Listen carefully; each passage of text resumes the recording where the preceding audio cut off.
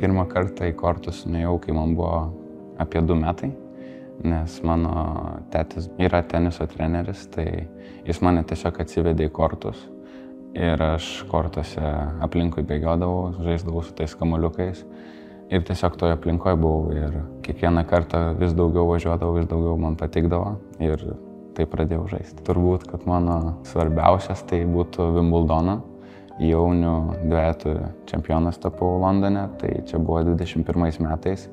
Tai yra mano nuo mažens mėgstamiausias turnyras. Ir antras tai turbūt irgi didysis skirtis Roland Garrosas, kuris vyko Prancūzijai, Paryžiuje. Ten irgi iškovojau dvejetus jaunių. Laimėti Wimbledoną, suaugusių tą turnyrą.